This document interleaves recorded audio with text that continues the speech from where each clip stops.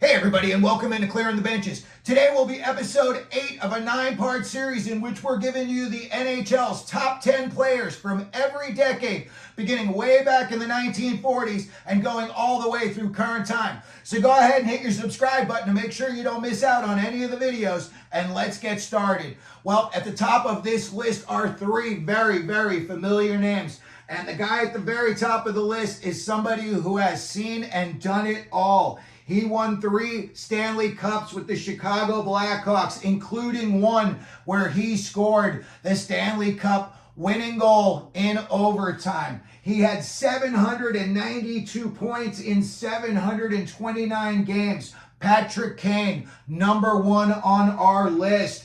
Number 2, another guy who's seen it all, Sidney Crosby, 757 points in just 613 games. He won 2 Stanley Cups, 2016 and 2017. You had some very, very dominant teams during the 2010s, and Chicago had 3 cups and the Penguins had 2.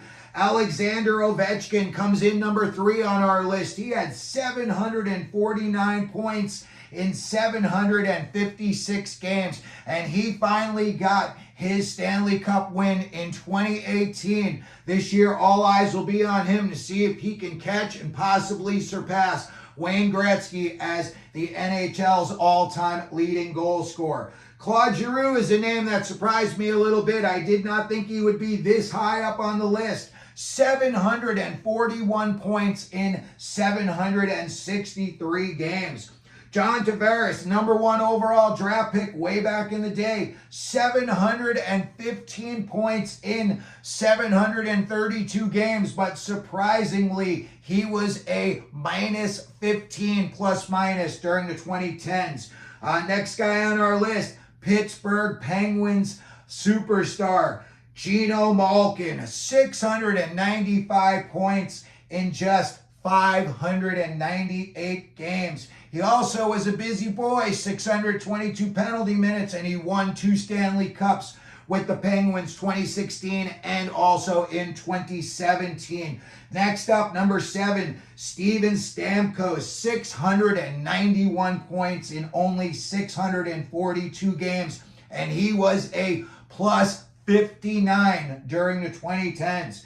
Phil Kessel is next up on the list, and in 774 games, he had 680 points.